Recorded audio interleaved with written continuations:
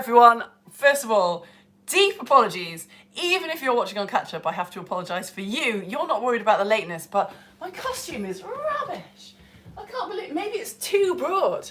I had too many decisions and no costumes that involved scales or feathers. So I've just come as a bear. I've just come as a mammal that has fur. Right, so at the moment, if you're watching live, we are learning about nutrients in our all ages science lessons where I ask you questions and I check your understanding. This isn't that. This is a Lego Storytime show because I found out loads of stuff about proteins when I was doing the protein lesson, and there was just too much. It turns out that it's the same protein that is in scales and feathers and hair. So I thought, let's just do a whole Lego story show about that. So Lego Storytime is awaiting you. You ready? It's about dinosaurs. And we're going to do an activity, really gross activity.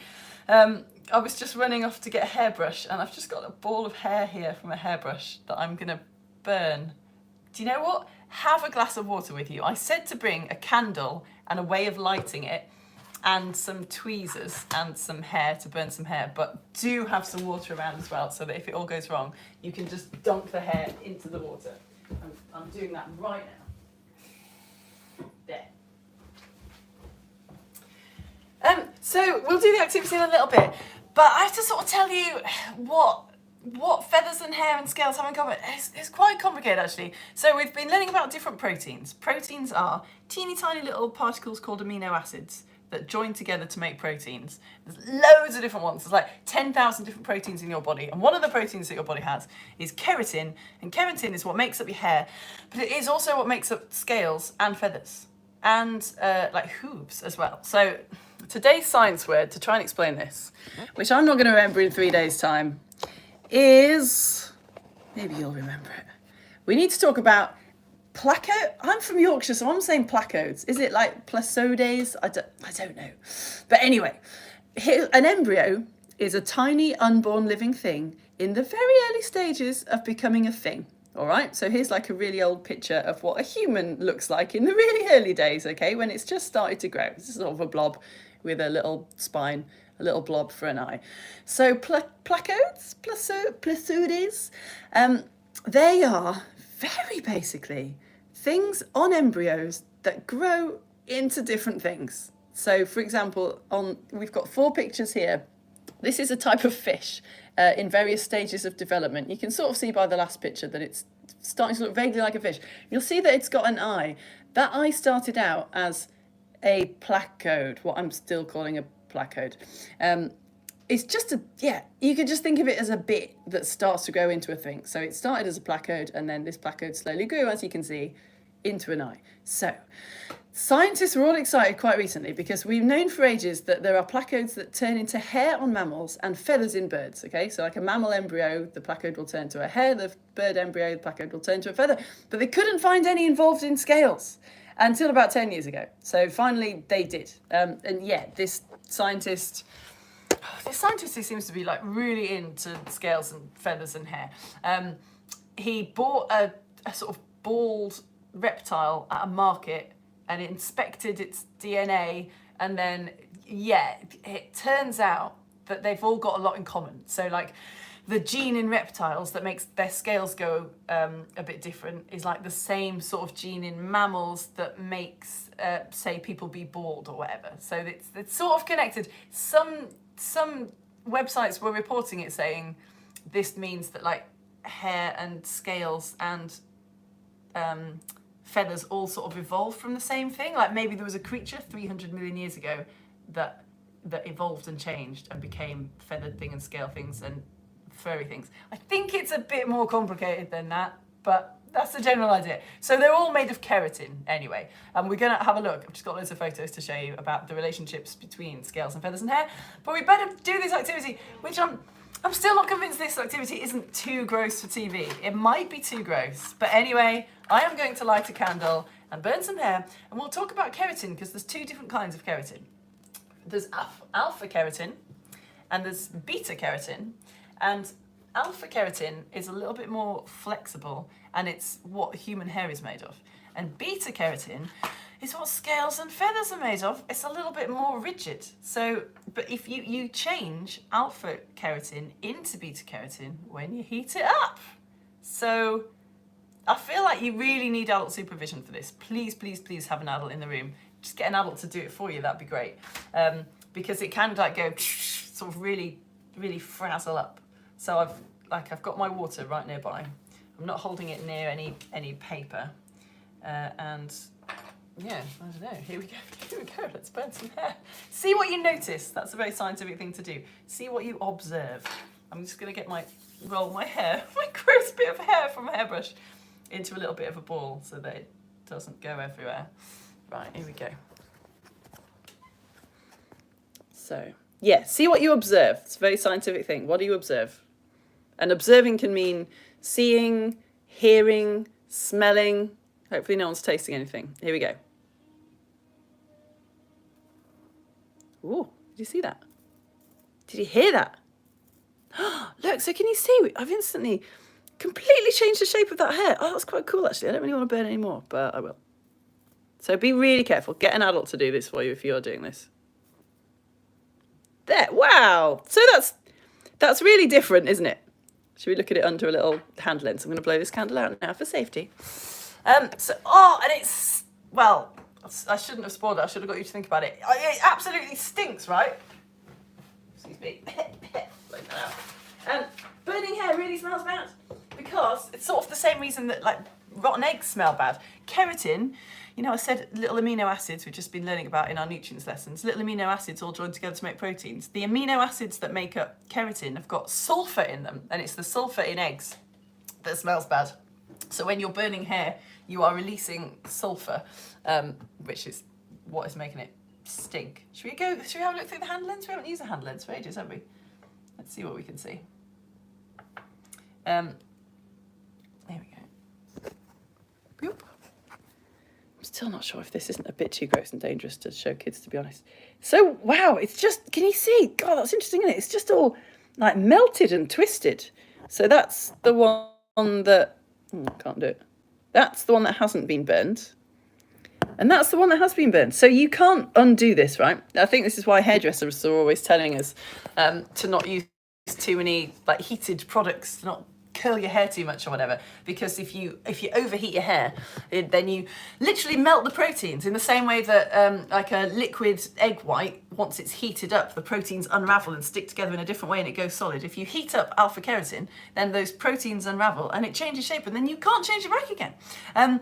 You can, it turns out, because science, I was reading, if you have got a nice long strand of hair with you, scientists have just pulled alpha keratin over and over and over again, like stretched it, and that makes it turn into beta keratin. Apparently, they did it on horses. But yeah, alpha keratin, more flexible, beta keratin, much more rigid, more useful for scales and feathers.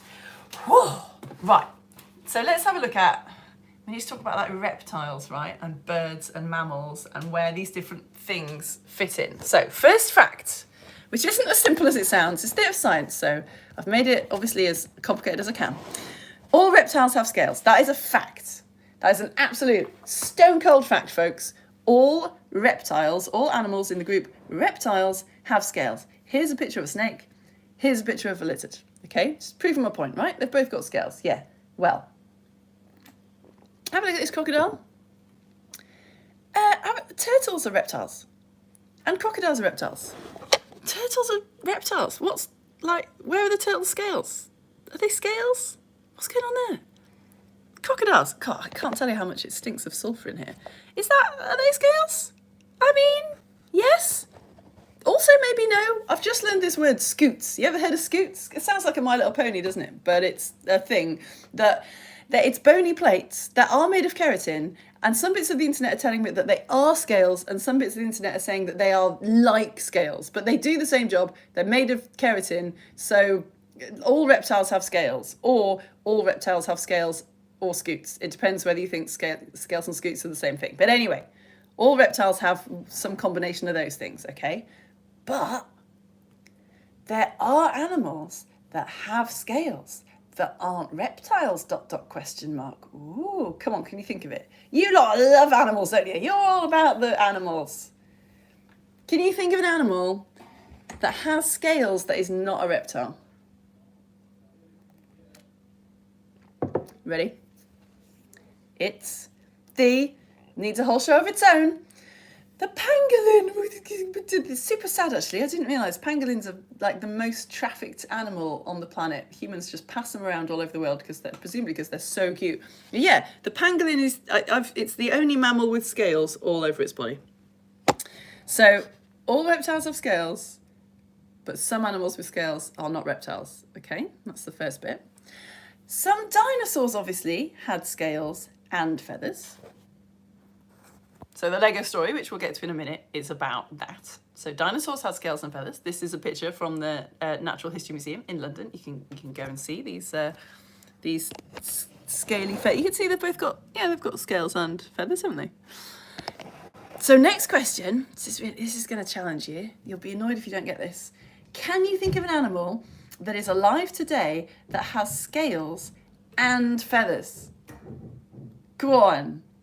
An animal that has scales and feathers. Isn't that hard and annoying to think about?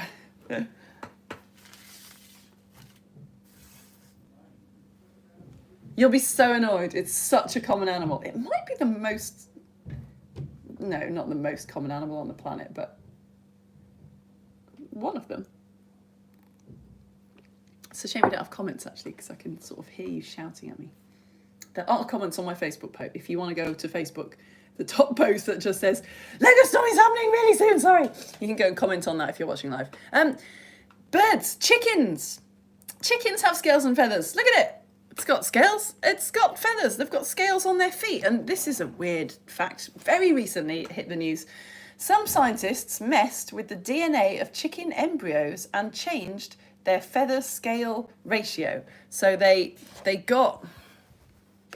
slightly judgmental face on. They got chicken embryos, like little chicks growing in the egg, and on day 11, which is when they usually start to grow scales on their feet, they injected a little particle into the chick to change the feather scale ratio, sort of, to kind of explore like the relationship between scales and feathers, which would sort of maybe tell us a bit more about the dinosaurs as well. And yeah, I guess it worked because the chicks that came out, I'm not going to show you a picture. You can look it up. It's on the news.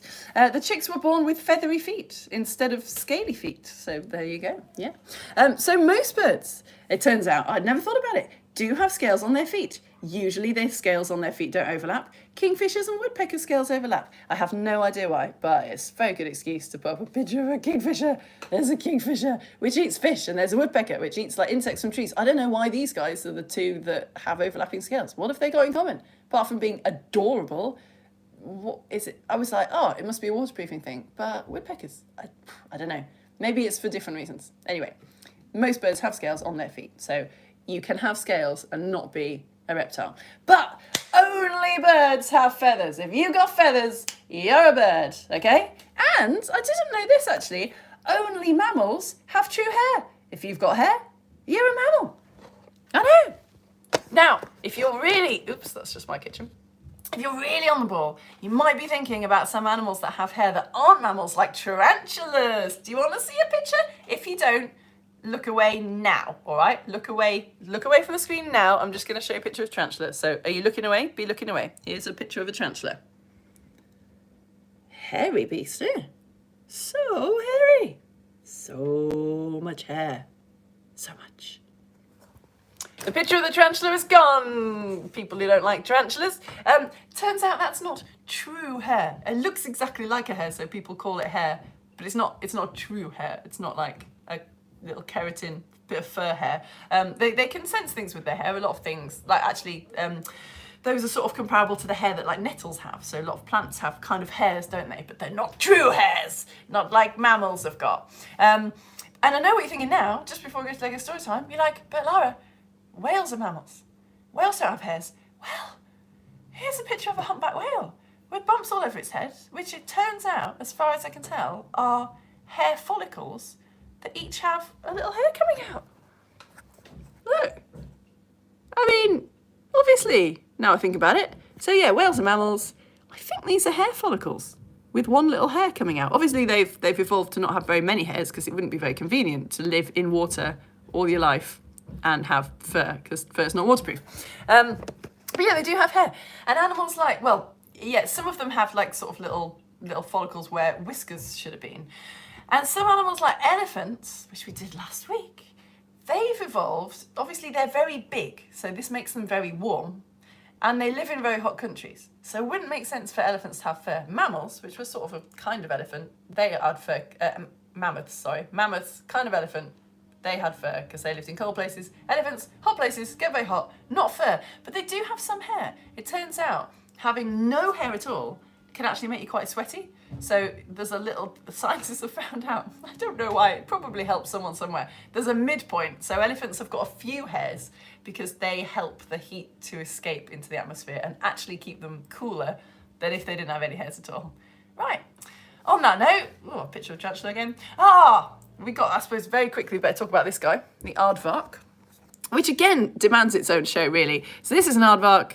It's got this bony shell. I don't think, I have to check my notes actually, I don't think that's made of keratin. I think it's a type of bone. And you can see it has got hair as well. So that's not one of the animals that is covered in scales. Right, Lego story time. Sorry, that was just a rude, tiny little bit of coffee time before Lego story time. Get in, my script. Oh, what's that? Oh, no. Oh, it's okay. It's just a box of matches. Putting that on there. Don't need that anymore. Taking my ears off because they're a little bit tight for me because they're designed for a child. Picking up this thing. Here we go. Right.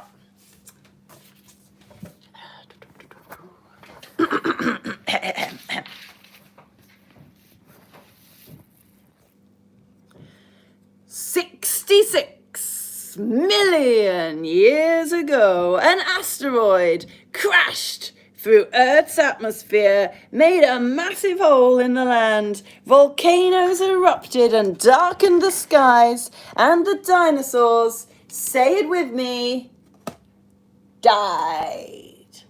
Except they didn't, actually, did they? They didn't really. More of that later. But to say that most of them have been dead all that time, dinosaurs have changed an awful lot in the last 20 years. Largely thanks to an area on the coast of northern China called the Liaoning province. In the dinosaur times, the Liaoning province wasn't as nice as it was now. It was full of volcanic activity, which repeatedly sprinkled hot ash onto everything living in the area, killing it immediately. Not very nice for them, but quite lucky for us, because the fine ash particles packedly round to, you know what I mean.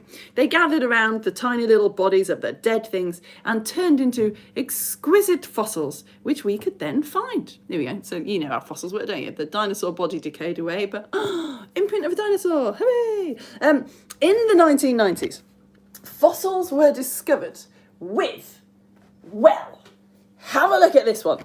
This was one of the first ones to be discovered. Look at that! Can you? I thought that was a painting at first. That's an actual fossil of a dinosaur which humans have called Sinosauropteryx, which means Chinese dragon bird. But of course, it didn't have a name at the time because it lived before humans. It was just a real creature scuttling around on a humanless world. And as far as we can tell from the fossil, it was covered in primitive feathers. This was very big news for everybody. Until then, dinosaurs have been seen as, kind of heavy, kind of lumbering, scaly. And now we have to start thinking about them as having feathers? What? And the Liaoning province, it just kept on giving. So here's Caudipteryx, which I think was the third one to be discovered. It doesn't look quite as cute as the previous one, but it was still very exciting to paleontologists. Okay, you can sort of see on the picture here this outline of this wing, and there's a helpful little silhouette there for you. By 2011, the talk on the scientific street was probably that all dinosaurs must have had feathers, and just in the same way that mammals have hair, some of them were just like showing off about their feathers more than others. So maybe some dinosaurs were covered in feathers and some dinosaurs just had kind of feather accessories. It sounds weird to us, thinking about a whole group of animals that don't fly having feathers, but actually they do have their uses. If you're a land animal, they keep you warm. Like fur, feathers keep you warm, but They're also waterproof, so if you want to go for a swim, they trap air better, they keep you warmer, and they help you to float as well. And they protect you. They protect your skin, but they're light enough that if you have to like chase your lunch or escape from something that wants you for lunch, then you can. And they also might have been used for just showing off to other dinosaurs, right? To try and get a mate in the same way that, you know, peacocks use their beautiful feathers now. Of course, if you like dinosaurs, right, so dinosaur books quickly got the idea that all dinosaurs had feathers, and you suddenly started seeing absolutely fantastic things like this, which is a T-Rex covered in feathers. Suddenly Stegosauruses had feathers, and T-Rexes had feathers, and Brontosauruses had feathers. And in 2012 came the news that we sort of nearly all been waiting for, a type of Tyrannosaur. So sorry. My phone told me that my battery was low, so you might have had a freeze there. In 2012 came what we'd been waiting for. A type of Tyrannosaur had been found with feathers. Now, folks, I've run out of Lego dinosaurs, so you know what that means. Regulars. It wasn't a Tyrannosaurus Rex, this type of Tyrannosaur. It was a bit smaller, but it was still 9 meters long and 40 times heavier than the second heaviest dinosaur that we'd ever found with feathers. Scientists called it, help me out here, how do you pronounce that? Tyrannosaurus, which means beautiful feathered tyrant. And guess where they found it? Yeah, they found it in the Liaoning province. Come on, get in. The feathers on it were very small, not like today, sort of beautiful feathers on the outside of a bird, more like the soft feathers of a chick. And the news had an absolutely wonderful time reporting the discovery of a fuzzy little Tyrannosaurus Rex that was 9 meters long. So it seems likely now that animals from the Tyrannosaurus group evolved from small feathered creatures into big feathered creatures. So, did T-Rex, the great favourite dinosaur of all humans, did Tyrannosaurus Rex have feathers? Look it up and you will find reliable websites saying almost certainly yes and definitely no. Some scientists have tried not to get swept up in the excitement and studied lots of fossils very carefully, and it seems likely that most dinosaurs actually had scales. Certainly there is no evidence that anything other than the theropods, so the 3-toed dinosaurs, some of them had feathers, but anything other than that, so like your Stegosauruses or your Brontosauruses, oh no, yeah, you got to take your feathers off, dude. Sorry, rewrite those books again. There's no evidence that any Stegosaurus or Brontosaurus had feathers. But of course, the 3-toed dinosaurs, some of those little theropod dudes, evolved into birds. So in fact, obviously, dinosaurs did not die out at all 66 million years ago. The avian dinosaurs, the birds are dinosaurs, and they're on the planet right now. So T-Rex was a theropod, but birds didn't evolve from T-Rex, and T-Rex was a theropod, but it was also massive and lived quite a few years after the small feathered one that we found, and that was when Earth had really, really heated up. So it seems unlikely that a creature as big as T-Rex in a very hot place would have had a use for feathers. Of course, if you like dinosaurs, fossils are teaching us that you have to be prepared for the unlikely. So the real answer is, we've got no idea. The end. Yeah, put your bag up there. Right, you lot, that is the end of my, I'll just put my ears back on. That is the end of my Lego story show about feathers and scales and hair. I hope that you enjoyed it. If you want to support me, if you want a fun, I don't know why I'm laughing, like, it's totally, we've all learned something here. It's a prop, it's a job, it's a proper job. This is actually my full-time job. If you want to support me in my full-time job, then you totally can. Oh, here's a picture. I'll quickly show you this picture that I found. Look, that's the beautiful feathered Tyrannosaurus that they found. So, a bit smaller than T-Rex, still pretty big. I just want to shout, look behind you, look behind you. Anyway, I'm going to go over to my Facebook page and see if any of you have left me any comments. Usually, when I'm live on YouTube, I write a post on Facebook saying, you can comment on this one. I didn't even bother to write that today, but there is a panicky post thrown up on the top of my Facebook page that some of you might have found to be commenting on, so I'll go over there. Oh, brilliant, you are commenting. Oh, Alice is here, brilliant. Oh, Violet's here, talking to Alice. Awesome. Great. Okay. Yeah, if you want to support me, now is an excellent time. It's always a good time, but what happens is, I think most people who watch are paying me £5 a month. So this is my business model. Everything that I do is free. These story shows are free. The actual lesson that I plan, that I teach like a teacher, that's free. The IGCSE physics lesson is free. The printouts are free. And people choose to go to my website, which is called Coffee, and support me with £5 a month. And there's enough of you that it's a job for me, but hopefully £5 a month for what I'm offering isn't that much for you. So it's just working out very nicely. And I do send out, incredibly sporadically, I send out Theatre of Science magazine to say thank you ever so much for supporting me. And it's about to come out. It's at the printers. And I've got all the little things ready to go into it when it comes, because it's so late. I thought I'd better give you some little like free gifts. So there's a little tiny little model that you can make, and a couple of sweets so that you can taste sour sweets, because the magazine's about acids. So if you would like to be on the list to get my Theatre of Science acid magazine, you go sign up now, basically. I don't really know what now means, because I don't have time to like do all the strategy admin stuff, but like next few days, if you're watching live. And I'll send you a welcome pack as well. If you sign up and you've not supported me before, you'll get like some rainbow glasses and that kind of thing. It's all very good and fun.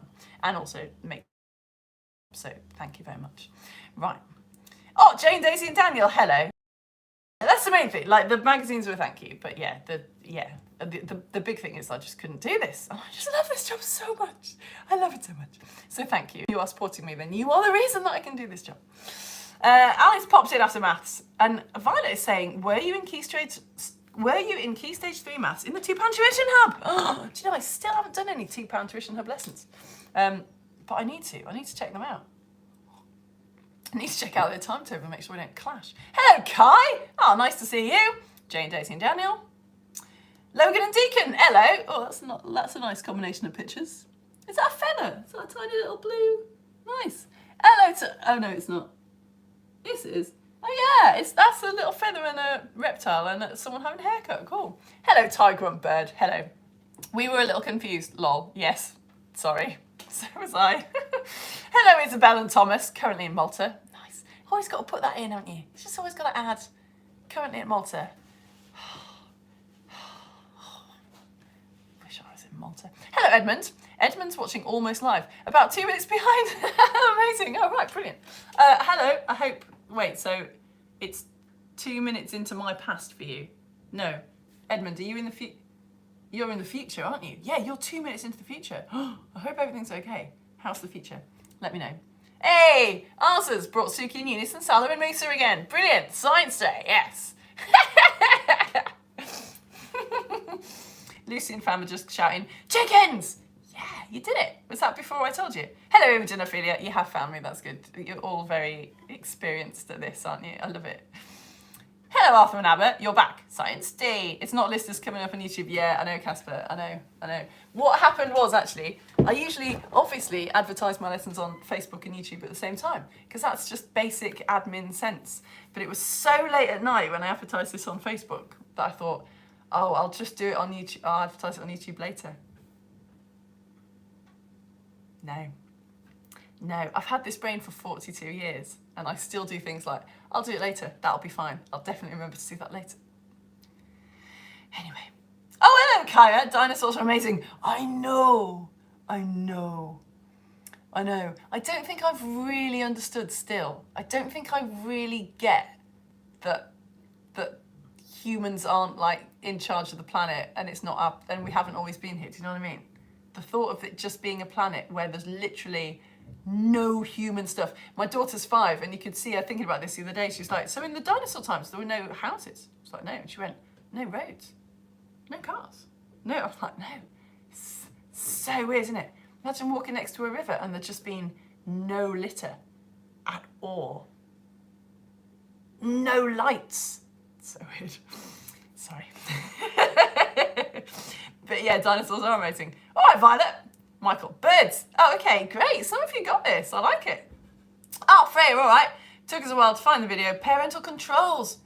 Oh, Your mum's parental controls thinks my videos are inappropriate. What? I always have to tick a little button that says, is it suitable for children? And I always tick yes. And probably more people would find it if I ticked no, but I'm always very sensible and tick yes, so that's annoying. Couldn't watch from Centre Parks because of their family-friendly controls. What? What?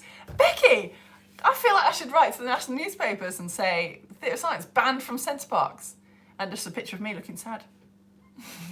But just get all the Science Alliance members together, you know, those photos of like angry parents in magazines and newspapers. Just all of the Science Alliance like, we wanted to learn about scales during our fun, expensive holiday to Centre Parks and we weren't allowed. Pangolin versus aardvark. Do you know, that's really interesting because yesterday on the Facebook lesson, they ended up saying we want a pangolin versus armadillo. Oh, that makes me think that I accidentally called it an aardvark and not an armadillo when I looked at the picture. Let's just stick aardvark on there as well. Aardvark versus pangolin versus armadillo. We've never done a 3 things versus each other. I like that. Yeah, pushing it. Oh, Etienne, are you all right? Sorry. You just went to home recommended. Oh, God, sorry. No, maybe Etienne hasn't found it. Etienne can't find it. And then people are helping. Oh, thanks, Elizabeth. Oh, you are good. I can't believe I'm still not paying Elizabeth. No joy. Oh, no. Etienne, sorry. If you're watching on Catch Up, you probably haven't bothered to get to this bit. But anyway, hi, Etienne. Etienne, get to this bit. Scroll ahead. Hello. Sorry. Oh, found it. Oh, brilliant. It's okay. They're here. Elizabeth now can't find the video. Oh, okay. This is obviously the early comments from just people going, what? Lam, you haven't... It doesn't make any, for goodness sake, woman, don't you like money? It's on YouTube now, brilliant. I meant search YouTube for it. Oh, I see. Once Lara had started the video, it came up in a recommended section. Yes, YouTube, thank you. YouTube's on my side, it's not like Facebook. Oh wait, no, I see what you mean. Oops, late to the party. Gasp, I did it without adult supervision and I'm still alive. Hey, well, I've none of that attitude. You know, you'd be mocking my health and safety recommendations, child.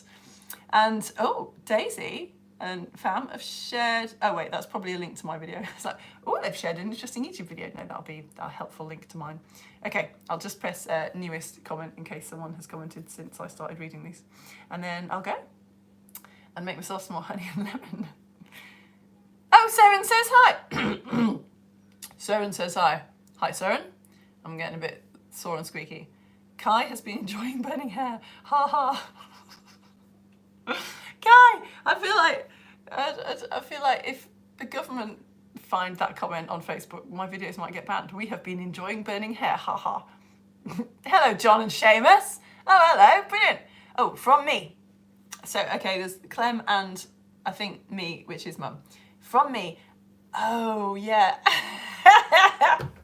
All right, so Clem and Josie's mum, as you are talking to me, as you are actually a hairy mammal in your own right, maybe you didn't need to sweat it about the bear suit this week, though it is obviously fabulous.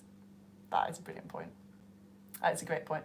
But I married someone who's the kind of person who, if he went to a mammal fancy dress party, would be like, I am a mammal. That's not me. It's not me. Like, we work well together, but you can't have 2 people with that attitude, can you? You just can't. I'm the one that's like, what? That's so boring. I'm gonna craft, I don't know. I can't, I'm trying, the last costume I made was an ice cream, which I should show. Anyway, from Josie, loved the short story show.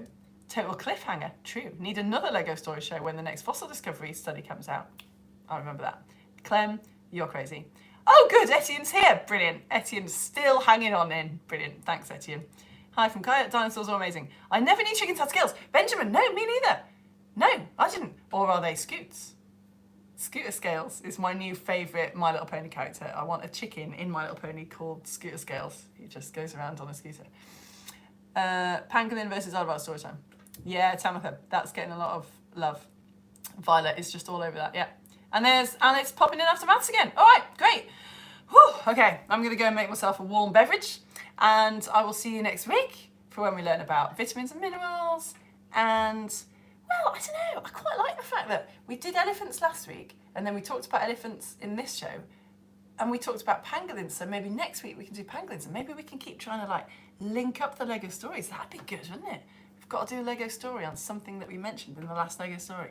Maybe next week then aardvark versus pangolins versus armadillo. I'll see how much they actually have in common and see if I can clag at least 2 of those animals together. Good shout, you lot. Thanks very much. All right, I'm going to go. See you all very soon. Thank you so much for your support. Bye. Sorry, this is just me awkwardly jabbing a little across and not being able to. I'm going to leave now. Bye. That's